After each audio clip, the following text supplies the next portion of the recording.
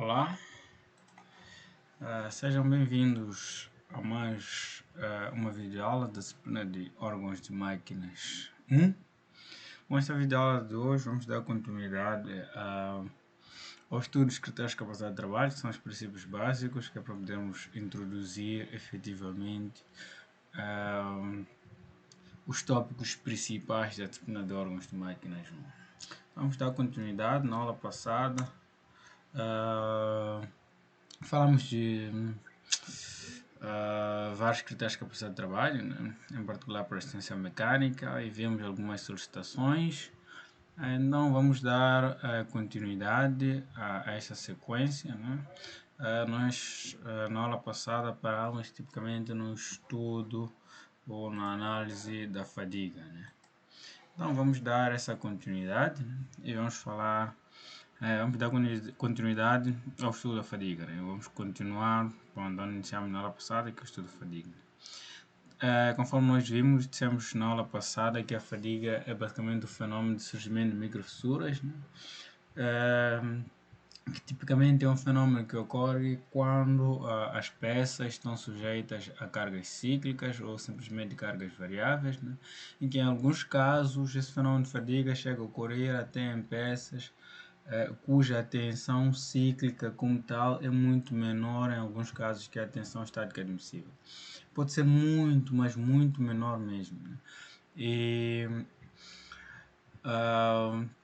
essa carga cíclica poderá causar fadiga. Normalmente, quando é uma carga cíclica de valores bastante elevados, normalmente leva pouco tempo para causar a fadiga, né? Mas quando é uma carga cíclica de valores muito baixos, tende a causar a fadiga depois de um determinado número de ciclos, que é um número de ciclos tipicamente bastante considerável, né? Também vimos que além do fenômeno de fadiga interna, nós podemos também encontrar a fadiga superficial ou simplesmente fadiga por contacto, né? Ou simplesmente, em alguns casos, pode ser de lascamento por fadiga, né? Que é basicamente a destruição da superfície de trabalho das peças. Temos aqui a ilustração de dois cilindros em contacto, né? Como pode-se ver, né? Devido à pressão e o fenômeno de capilaridade do fluido tende a penetrar e por aí fora acaba havendo remoção do material da superfície da peça, e dessa forma acaba-se criando a perda de capacidade de trabalho. Por fim, nós na aula passada terminamos exatamente nesse slide em que víamos algumas formas de melhorar a fadiga, né?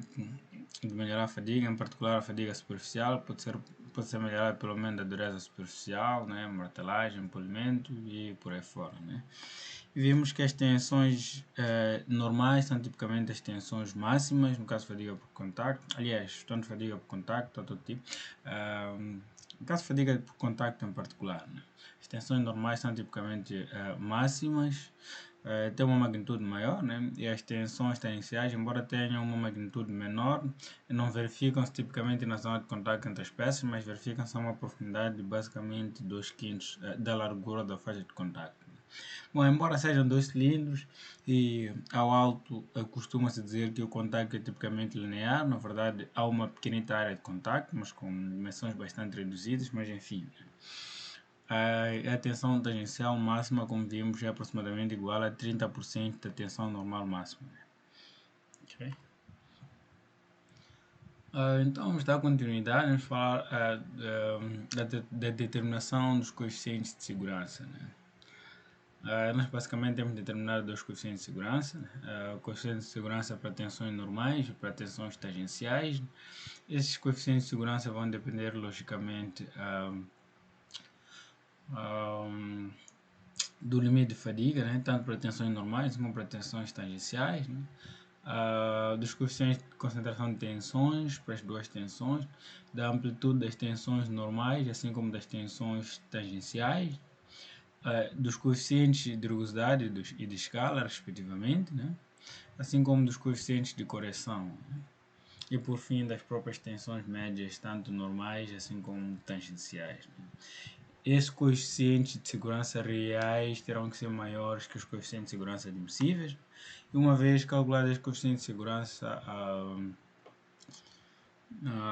admissíveis, nós depois procedemos, fazemos uma combinação desses mesmos coeficientes de segurança para achar uma espécie de coeficiente de segurança global, né? Que tem que ser logicamente maior que o coeficiente de segurança admissível, né? Para aquele determinado componente, né? Nós temos aqui basicamente dois diagramas, né? Os diagramas que ilustram a variação da carga variável, passo a expressão a repetição, né? Que ilustram a variação da componente variável da carga em comparação com a componente constante, né? Okay. Como pode-se ver aqui, bom, esta seria uma espécie de tensão variável, né? E esta seria uma espécie de linha de tensão constante. Conforme pode-se ver, quando a tensão constante é tipicamente menor, a zona de variação ou a magnitude da variação da componente variável da carga é bastante elevada, né? Mas com o aumento excessivo da componente constante da carga, a variação da carga cíclica tende a reduzir, né? Isso para dizer, quando temos baixas cargas constantes, nós permitimos grandes variações da carga cíclica, né? E quando temos valores da carga constante bastante elevados, né? Deve-se reduzir grandemente a componente variável da carga. E do outro lado temos a famosa linha de segurança, né? E a linha de Goodman, e entre essas duas linhas temos a nossa zona de segurança, em que as nossas tensões logicamente devem variar. Esta é basicamente a linha, basicamente a zona em que a nossa peça poderá funcionar muitos ciclos, muitos ciclos, sem verificar-se o fenômeno, sem tipicamente verificar-se o fenômeno de fadiga, né?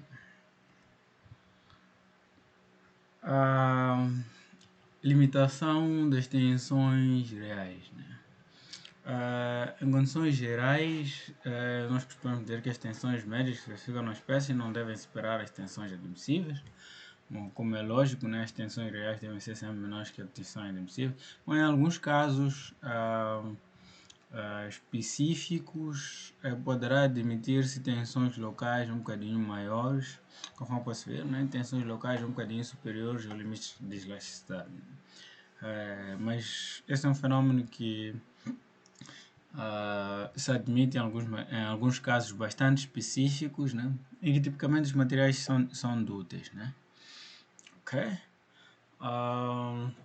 As tensões admissíveis são logicamente inferiores aos limites da elasticidade, né?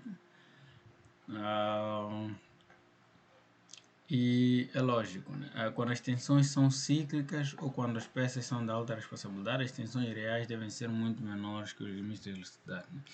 Mas quando temos peças de muito alta responsabilidade ou quando prevê-se a possibilidade de choques bastante intensos e por aí fora, as tensões admissíveis devem ser, ou as tensões admissíveis, as tensões reais, devem ser muito menores que o limite de elasticidade, né? Isto para garantir uma faixa de segurança bastante elevada, né? Para que mesmo que ocorram fenômenos um pouco acima do esperado, né? A integridade da peça continua intacta, né? Ok? Como nós já vimos, né, o cálculo de resistência poderá ser composto basicamente por dois tipos de tensões normais, assim como tensões tangenciais, né? E uma vez tendo essas duas tensões, nós podemos calcular uma espécie de tensão equivalente através das hipóteses de resistência, terceira e quarta hipótese de resistência, que combinam basicamente as duas tensões normais e tangenciais. Então, dessa forma, calculamos as tensões equivalentes e essas tensões equivalentes, logicamente, devem ser menores ou iguais às tensões admissíveis. Ok? As tensões devido às forças são geralmente bastante de magnitude bastante reduzidas, né, em comparação com as tensões devido aos momentos, por aí fora. Por isso que em alguns casos, ou em geral, as tensões devido às forças são ignoradas e apenas consideramos as tensões devido aos momentos, mas há casos específicos em que as tensões devido às forças têm magnitudes bastante consideráveis. Então, quando isso ocorre, nós temos que somar a componente devido aos momentos à componente das forças também. Fazemos uma espécie de combinação das tensões devido às forças e tensões devido aos momentos. Ok? A rigidez. Né? Continuando, vamos falar da rigidez. Né? Da forma mais simples, nós podemos definir a rigidez como sendo a resistência à mudança da forma geométrica de uma determinada peça. Né? Quanto maior for a dificuldade de uma determinada peça, ou quanto maior for a dificuldade que nós temos para alterar a forma geométrica de uma determinada peça, nós consideramos que ela é bastante rígida. Ou que é de uma forma mais extensa ou muito mais elaborada, nós podemos também definir a rigidez como sendo a resistência à deformação. Né? Pode ser por alongamento, tração, compressão, né? Pode ser por flexão e ainda por torção. Né? Okay? Em função do tipo de carga que é aplicada. Né? Bom, quando o elemento resiste à mudança de forma, nós costumamos designá-los como sendo rígido. E quando o elemento deforma-se com bastante facilidade, nós designamos flexível. Temos aqui um exemplo, né, de um veio, né, deformado. Né? Bom, os veios normalmente são elementos rígidos, né, com uma deformação bastante baixa. Né? Mas a rigidez e a flexibilidade são tipicamente são parâmetros que são muito apreciados em um determinado tipo de peças em detrimento das ossos. Em alguns casos, por exemplo, já falava da rigidez, né, que é um parâmetro ou é uma propriedade bastante apreciada no caso dos veios. Né. Podemos falar da flexibilidade no caso das molas, né, que é um parâmetro também bastante desejável no caso das molas. Né. A flexibilidade ajuda na capacidade de absorção de energia. Né. Temos aqui, daqui dependem algumas exigências de rigidez das peças de máquinas. Né? Algumas delas podem ser a condição de resistência da peça, né? Aqui é um exemplo de flexão e flambagem. Né? Temos também as condições de capacidade de trabalho conjunto das peças conjugadas, com as peças conjugadas. Né? Bom, é mais fácil controlar a rigidez de uma determinada peça, mas quando as peças tendem a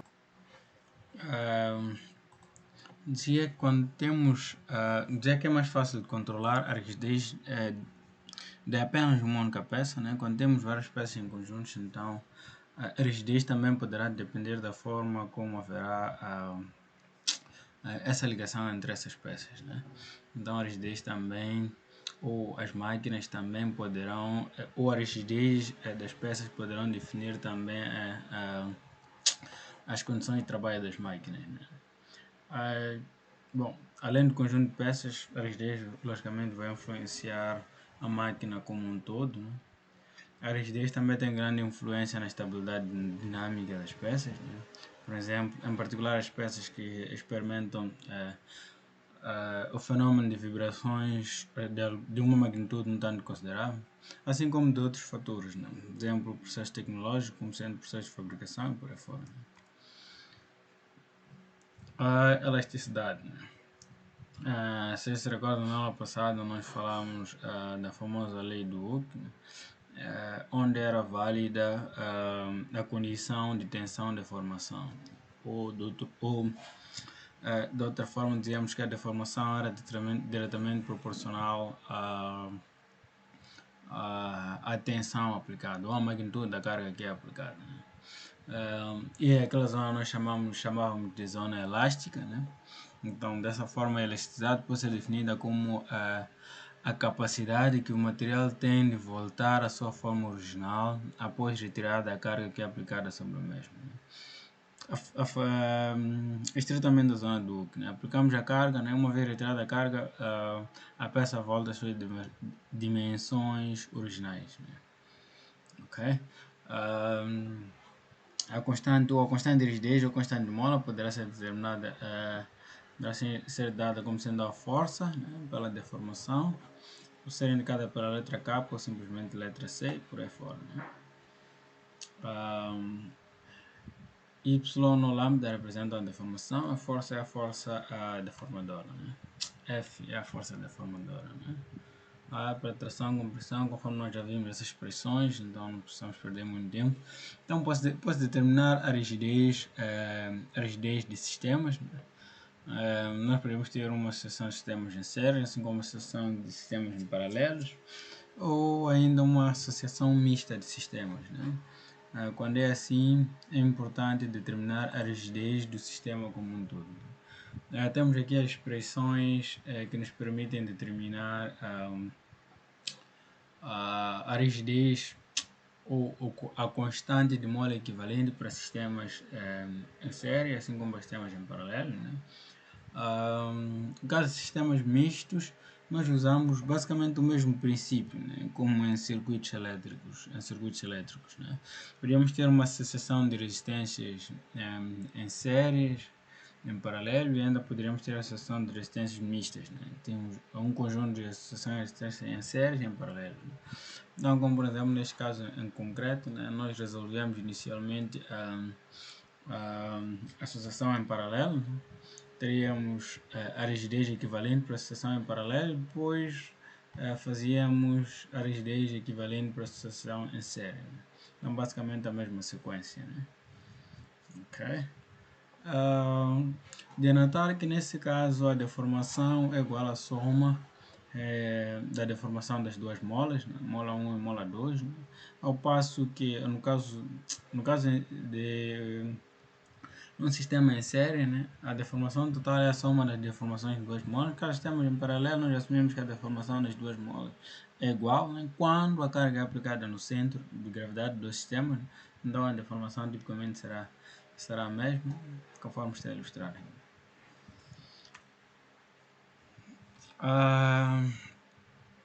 Coeficientes de rigidez, né? Medidas para aumentar a rigidez das peças ou reduzir a deformação. Temos várias formas que podemos empregar com o objetivo de reduzir ou reduzir a flexibilidade quando se deseja e aumentar a rigidez dessa forma, né? Uma delas, quando as peças estão sujeitas a momentos, nós podemos reduzir os braços. Quando temos peças com dimensões ou de comprimentos bastante consideráveis, nós podemos aumentar apoios, né? Em vez de apoio nas extremidades, podemos estudar a possibilidade de utilização de apoios intermédios, né? Podemos optar por utilização de secções transversais que têm boa resistência, tanto para flexão, torção e por aí fora, né? Através do aumento do momento de resistência, claramente, né? Podemos também diminuir o comprimento das peças que se deformam sob a ação das cargas e aumentar a secção transversal, né? Diminuir o comprimento é basicamente complementar ao aumentar os apoios, né? São duas possibilidades. De um lado podemos aumentar os apoios, se possível podemos simplesmente diminuir o comprimento da peça, né? Ok? E ainda aumentar a secção transversal, se aplicado, né? E ainda podemos escolher materiais com uma rigidez ainda mais elevada, né? Ok? Tanto uma rigidez axial assim como uma rigidez transversal. Temos também medidas para aumentar a resistência ao contato, que é através do emprego ou do aumento da qualidade de tratamento mecânico, né? Poderá ser por corte, né, da superfície em contato. O aumento da qualidade de tratamento mecânico é basicamente o aumento da qualidade superficial, né? Pelos processos tipicamente mecânicos. Ok? nós podemos optar por uns sistemas pré-tensionados, né? Simplesmente tensão prévia ou aperto prévio, né? Redução do número de juntas, né? Previsão de uma capa de óleo, né? Bom, são várias formas, né? Disso, quanto mais viscoso melhor, né? Quanto mais viscoso melhor, porquê? Porque o óleo, quanto mais viscoso, a propriedade de capilaridade reduz, né? Então, por mais que haja uma pequena fissura, a capacidade que o óleo terá de penetrar sobre essas pequenas fissuras ao longo da superfície reduz. E além disso, o óleo, quanto mais viscoso, né, tende a durar mais tempo sobre a superfície, de contato. Ainda podemos usar tratamentos mecânicos, térmicos, termoquímicos e por aí fora, né? Desgaste. Desgaste é basicamente o deslizamento mútuo entre duas ou mais superfícies em contato. Ok? Como resultado desse deslizamento, haverá uma destruição gradual das superfícies de trabalho das duas peças. Essa destruição é acompanhada pela remoção gradual das partículas que compõem a superfície das duas peças. Ao fim de um determinado tempo de utilização, nós vamos verificar que a espessura das peças, né, que estão em contato, logicamente, reduziu de uma forma bastante considerável devido ao fenômeno de desgaste. É um fenômeno que leva tempo, né? Mas com o tempo poderá levar à perda total de capacidade de trabalho de uma determinada peça, né? Conforme se diz, o desgaste é a causa principal da perda de capacidade de trabalho na maioria das peças de máquinas, né? Não preciso dizer em algumas peças de máquinas, né? Em particular aquelas que funcionam sobre deslizamento, né? Ou em casos de máquinas em que temos várias peças deslizantes umas sobre as outras, né? Logicamente que o desgaste vai modificar a forma e as dimensões, conforme já havíamos adiantado, né?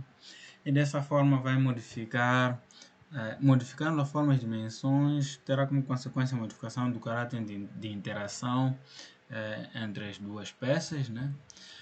O que poderá, uma vez que estaremos esperando uma redução, uma modificação no caráter de interação, vai reduzir a precisão do funcionamento da máquina, né? O que terá como consequência o aumento das irregularidades do funcionamento da máquina, o baixo rendimento, né? Ok? E o baixo rendimento, assim como teremos a redução da secção resistente, né? Uma vez que as dimensões em particular reduzem, né? A secção transversal ou a espessura inicial é diferente da espessura final, né? Uma vez que inicia o processo de desgaste, a resistência será diferente. Nós temos uma espessura de 10 mm e restamos com uma espessura de apenas 7 ou 8 mm. As resistências são diferentes para os dois materiais, né? Sem contar que há outros fenômenos que já vão ocorrendo durante o funcionamento da máquina, que ainda reduzem ainda mais a resistência, né? No caso dos apoios, poderá piorar a lubrificação dos apoios, uma vez que haverão partículas sólidas que vão se introduzir sobre os apoios. Nós sabemos que os apoios tipicamente não suportam a presença de partículas sólidas. Poderá baixar a hermeticidade, né? O que poderá permitir a entrada de impurezas, assim como perda de pressões e por aí fora, né? E por fim poderá causar ainda o surgimento de ruídos, né?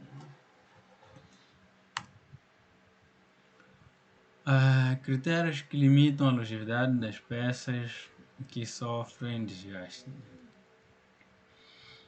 Temos aqui um exemplo das máquinas de ferramentas, que é a perda de precisão, né?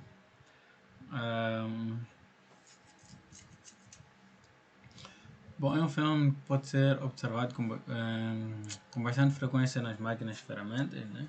Que uma vez Quando a máquina está tipicamente no seu período inicial de trabalho, nós vemos que conseguimos produzir peças ah, com bastante precisão. Ou ainda podemos olhar, por exemplo, simplesmente para a ferramenta de corte, né? Para não olhar para uma máquina como um todo, né? Se temos uma ferramenta de corte nova, né, nós podemos ver que a qualidade da superfície produzida é bastante elevada, né? Mas quanto mais vamos utilizando a ferramenta de corte, que vai experimentar no fenômeno de desgaste, vamos ver que a precisão, que a qualidade da superfície trabalhada, assim como a própria precisão, né, tende a reduzir. É um exemplo. E também será acompanhado pela diminuição do rendimento, por causa de motores de combustão interna, né? Poderá causar a perda de resistência mecânica por causa de transmissões por cadeias, né? No caso das engrenagens, poderemos ter ruídos e cargas dinâmicas que poderão ser muito maiores que as cargas médias de funcionamento. E ainda podemos ter casos extremos como enxadas, que é desgaste total. Para quem já foi a Machamba, certamente que já viu, né? Enxadas que inicialmente tinham uma determinada dimensão inicial, né? Mas cada vez que vamos experimentando o processo de capinagem e por aí fora, em que o metal vai entrando em contato com areia, pedras e por aí fora que nós vamos encontrar no solo, há um fenômeno de desgaste que vai ocorrendo, vai se repetindo, que é o fim de um determinado ciclo. Nós vamos verificar que simplesmente houve uma espécie de remoção do material da enxada. Terá como consequência, em alguns casos, nós chegamos a ter uma enxada de dimensões bastante elevadas no princípio, que no final ficamos com uma enxada bastante pequena, né? Devido ao fenômeno de desgaste, né?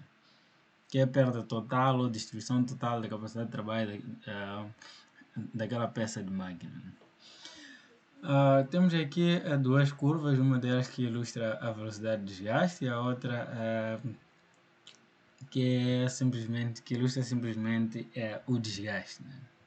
Uma velocidade de desgaste e a outra simplesmente o desgaste das peças de máquina, né? Okay? A curva 1 vai indicar tipicamente o desgaste em si. Conforme pode-se ver, as peças de máquina são basicamente constituídas por 3 períodos de trabalho, né? O primeiro nós designamos de período de infância, né? que é o momento em que a peça praticamente sai da loja, ou o momento em que nós colocamos a peça em funcionamento. Mesmo período de infância, né? A peça ainda nova é por aí fora, né? Então, nesse período, como vocês sabem, coisas novas são sempre coisas novas, né? Até mesmo o sapato, nós precisamos de um determinado tempo para nos habituarmos a ele, né? Okay?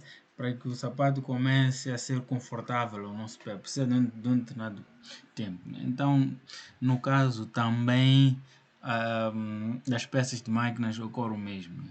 No período inicial, né, haverão tensões bastante elevadas, deslizamento entre as duas superfícies, desgaste bastante acentuado, né? Okay? Até um determinado ponto, né? Teremos um desgaste inicial, uma velocidade de desgaste inicial bastante considerável até um determinado ponto.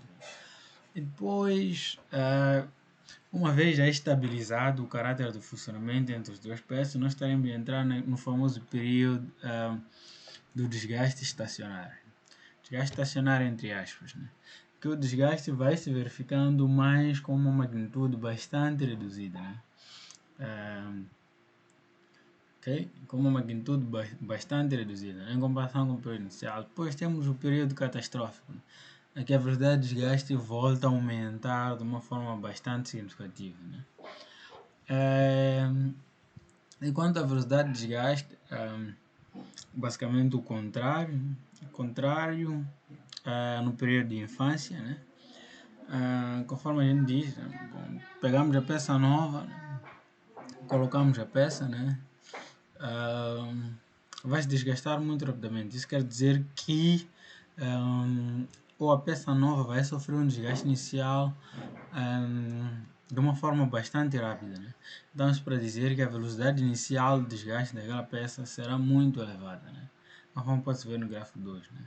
Temos uma velocidade inicial de desgaste bastante elevada, que vai reduzindo, que vai reduzindo até um determinado ponto, né? Quando entramos no período de desgaste estacionário, né? Em que a velocidade de desgaste, bom, é uma espécie de velocidade constante, né? Bom, não é, mas pode-se aproximar a uma velocidade constante, né? Em que a peça vai sofrendo desgaste, mas a velocidade é aquela, né? É uma velocidade de desgaste bastante reduzida, né? Vai levar muito tempo, pronto, leva-se muito tempo para verificar se um desgaste bastante, leva-se muito tempo verificando-se um desgaste pouco significativo, né? Depois voltamos a entrar no período catastrófico em que a velocidade de desgaste de novo volta a aumentar, né? Bom, esta é basicamente a zona da vida útil das peças, né? Uma vez entrado nesta zona, né, isso quer dizer que estamos muito próximos da vida útil, então melhor é começar a estudar mecanismos para a substituição do mesmo artigo. Desgaste, né? Nós podemos encontrar basicamente três tipos de desgaste, né? O desgaste mecânico, mecânico molecular e o desgaste mecânico corrosivo, né? O desgaste mecânico como tal é caracterizado pelo deslizamento entre duas superfícies, né? Ou simplesmente atrito abrasivo entre duas superfícies. Temos exemplos de máquinas agrícolas, máquinas terraplanas, alcatruzes e por aí fora. Podemos encontrar também o desgaste mecânico molecular. O desgaste mecânico molecular comporta basicamente a adesão das partículas de um material sobre o outro. Temos aqui um exemplo, pode ser a gripagem ou agarramento. Bom, esse tipo de desgaste poderá verificar-se na maior parte das vezes em sistemas que funcionam com uma temperatura um tanto considerável, como por exemplo motores de combustão interna, né? Okay? Desgaste mecânico corrosivo, né, é quando ocorre o fenômeno de corrosão, como tal. Nós já sabemos o que é o fenômeno de corrosão. Os desgastes são arrancados de uma forma tipicamente mecânica, através do deslizamento entre as duas superfícies. Forma de limitar o desgaste poderá ser limitando a pressão, assim como o produto da pressão e velocidade. Vibrações. O fenômeno de vibrações é aquilo que todo mundo sabe, né? É um fenômeno bastante nocivo, né? Para as peças de máquinas, né? Mas é um fenômeno que temos que trabalhar sobre o mesmo, né? Fenômeno que verifica-se um pouco por todo tipo de máquinas, né? Bom, um pouco por todo tipo de máquinas que experimentam movimentos, né? Máquinas que funcionam sobre um determinado movimento, né? Então, essas máquinas sempre poderão experimentar o fenômeno de vibrações. O que nós temos que fazer basicamente é controlar o mesmo fenômeno para que a magnitude das forças exteriores ou simplesmente das forças de excitações, né? Ou para que simplesmente a oscilação das forças exteriores, né, não ultrapassa aquilo que é a oscilação do sistema, né? Ou melhor, para que a oscilação das forças exteriores não atinja certos intervalos do sistema, das oscilações naturais do sistema. Então, dessa forma, nós evitamos que hajam vibrações inaceitáveis, né? Conforme vamos ver na expressão para a limitação das vibrações. O aumento da velocidade das máquinas. O aumento da velocidade das máquinas para reduzir as massas aumenta a produtividade e diminui os preços. Né? Mas como consequência vai reduzir a rigidez do sistema, né? Uma vez estamos a aumentar a velocidade e reduzir as massas, né? Então dessa forma nós vamos também reduzir a rigidez do sistema. E quanto mais leve o sistema é, né, maior é a possibilidade do surgimento do fenômeno das vibrações. As vibrações poderão causar a perda de capacidade de trabalho de diversas formas, né? Poderá ser por fadiga, né? Poderão ser por ruídos, né? Bastante acima dos admissíveis, né? Além, poderão causar uma variação do caráter de interação das peças, né? E poderão piorar a qualidade de serviço das máquinas, que como exemplo, né, reproduzem-se nas superfícies maquinadas ou desgastam as ferramentas.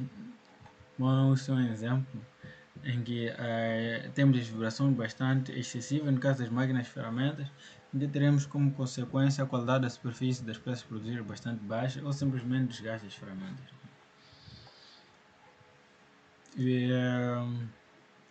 O fenômeno mais crítico que poderá surgir como consequência das vibrações é o surgimento da ressonância, né? Que é basicamente o fenômeno do aumento excessivo da amplitude das vibrações por causa da proximidade entre a frequência cíclica ou simplesmente a frequência de excitação da força exterior e a frequência natural do sistema. Okay? Nós temos aqui exemplos de vários sistemas, né? Nós podemos fazer aqui a avaliação de deslocamento tanto no eixo Y assim como no eixo Z, por aí fora. Bom, mas já vamos detalhar isso com um pouco mais de detalhe um pouco mais para frente, né? Agora resta frisar que nós podemos determinar a frequência natural do sistema. O que seria a frequência natural, né? Seria a frequência de trabalho do sistema, né? O nome já diz a frequência natural do sistema, é basicamente a frequência crítica do sistema, ou aquela frequência que nós nunca queremos atingir sobre o sistema. É como se fosse uma espécie de frequência instável do sistema, né? Uma frequência crítica, né? que se a frequência criada pelas forças exteriores se aproximar da frequência natural, como pode-se ver, nós teremos uma amplitude das vibrações bastante elevada, né? Que tenderá ao infinito. E quando essa amplitude das vibrações tende a infinito, nós teremos como consequência disso o fenômeno de ressonância, né? Ok? Conforme pode-se ver, a frequência das forças exteriores, né? Esta é a frequência natural, seria uma espécie de ômega n, né? Ômega n, frequência natural. Então aqui temos a faixa em que nós não queremos que a frequência das forças exteriores, né, trabalhe sobre o sistema, que é basicamente 30% abaixo e 30% acima da frequência natural do sistema. Frequência das forças, a frequência das forças exteriores deve estar 30% ou 30% abaixo ou 30% acima. E há casos de sistemas que funcionam na parte acima, então isso quer dizer que a transição dessa zona deve ser bastante rápida, de forma a não dar tempo à máquina suficiente para que verifique o fenômeno de ressonância. Ok? A resistência térmica, ou simplesmente termorresistência, resistência ao calor. Algumas máquinas poderão experimentar temperaturas de trabalho bastante elevadas, como por exemplo máquinas de combustão interna, né? E o calor que poderá surgir, logicamente, vai causar dilatações e contrações térmicas. E os materiais são muito susceptíveis a variações de temperatura, né? Então, nós temos que criar mecanismos de forma a limitar essas variações de temperatura, uma vez que a temperatura bastante excessiva poderá causar a modificação das propriedades mecânicas dos materiais, né? E nós não queremos que as peças funcionem com suas propriedades modificadas. Então, temos aqui até alguns exemplos, né, conforme pode ser elucidado, né? A diminuição da resistência mecânica poderá ocorrer, por exemplo, 300 400 graus Celsius no caso dos aços, de 100 a 150 graus Celsius no caso dos plásticos, né? Temos aqui a redução da capacidade protetora, no caso da viscosidade do fluido lubrificante, e não só, né? Exatamente, né? A redução da capacidade protetora, fala em particular da viscosidade, né, do óleo lubrificante, né? Nós sabemos que o óleo, quando está perante a altas temperaturas, né? Sabemos que a viscosidade é um parâmetro que varia em função da temperatura, né? Então, quando as temperaturas são bastante elevadas, a viscosidade também varia, em particular tende a reduzir, então significa que a capacidade de proteger as superfícies de trabalho tenderá a reduzir. Teremos também dilatações ou contrações térmicas que poderão surgir como consequência do aumento ou redução de temperatura, né? Poderão mudar as características superfície de atrito das peças, né? Poderão causar a mudança de precisão das peças, assim como a intensificação da corrosão. No caso particular da intensificação da corrosão, nós sabemos que no caso dos aços em particular, né? A uma dada temperatura, os aços, até mesmo os aços inoxidáveis, entre aspas, ou os aços com alguma resistência à corrosão, quando experimentam determinadas temperaturas, né, começam a estar bastante suscetíveis a fenômenos de corrosão. Então, como forma de limitar essa resistência térmica, nós trabalhamos com a condição de que o calor gerado deve ser tipicamente menor que o calor dissipado. Ou por outra, a capacidade que o nosso sistema tem de dissipar calor deve ser muito maior que o calor que é gerado pelo nosso sistema, né? Ok? Temos aqui a condição principal, né, que diz que o calor gerado tem que ser menor ou igual ao calor dissipado. O calor dissipado poderá ser determinado como sendo a condutibilidade área e a diferença das temperaturas, né?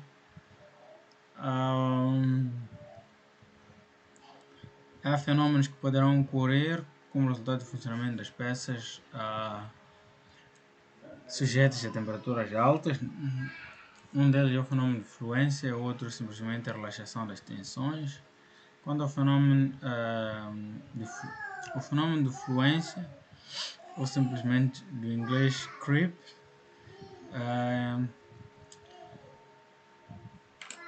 é um fenômeno que se verifica como sendo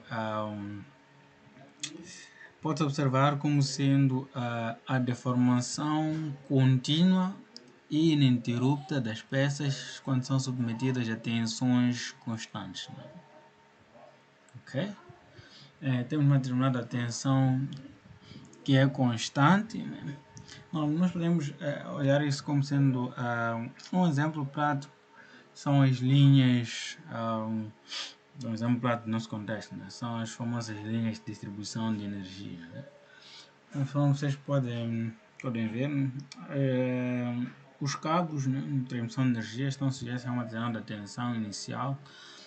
No período da sua montagem os cabos são esticados, mas após um certo período de funcionamento, vocês poderão observar que a flecha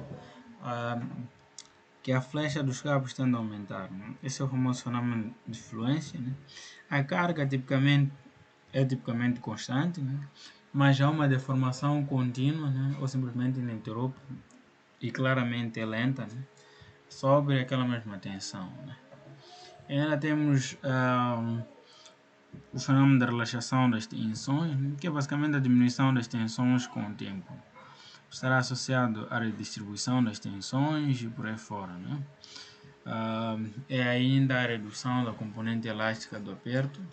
Bom, isso é mais verificável em caso de algumas ligações mecânicas, como sendo ligações revisitadas, aparafusadas e por aí fora, que é o motivo principal da necessidade do reaperto e reajuste de algumas máquinas. Ok, então chegamos ao fim desta nossa aula, né, sobre critérios de capacidade de trabalho.